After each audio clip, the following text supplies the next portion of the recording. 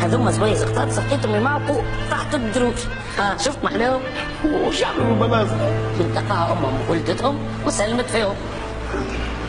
مشيت وخليتهم ريتما والغلبه كيفاش تهملهم فاش قامت تجيب فيهم؟ اش عملوا مساكن لا يخبشوا لا يدبشوا. من ناحيه يخبشوا يخبشوا. وانت وش قامت لهم على امهم؟ تعرف عليها انت وعلى ظروفها؟ ظروفها يا اسبوعي. فما قطوسه بعقلها تحيل في تربيه صغارها. بربي زيني وجهك ما تحكمش على العباد هكا. قطاس على قطاس. انت مسكين بوم القطوس راسه يا شيخ ما يلعب وظروفه مصمره. يا عاد شبيك؟ فما واحد يسلم في كبدو.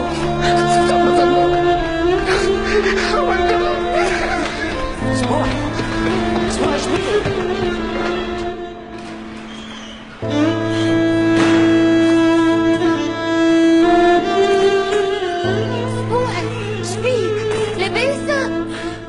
لاباس عزوزتي. واخد عزوزتي عندي ما قلت. انا قصدي عندي ما قلت. اما ما يصيرش. ابدا انت. عزوزتي ما بتعرف ليه انا خايف ياسر من حكاية الطويلة. حطوا لي كلمة سيدي خويا. مش نعطي لي ولدي لحتى ربي ويكبر ويصرف عليه. انت زينة. تقصد عزوزتي؟ انا بنتي مني وهكا من حبابك طويلة.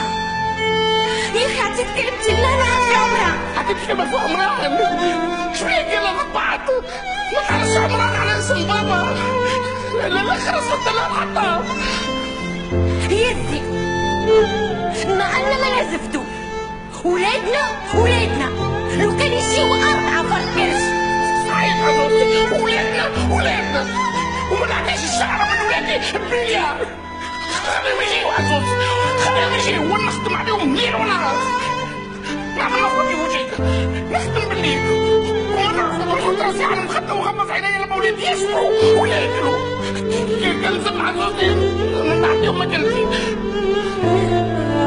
يا سلام ما نشكش في هذا.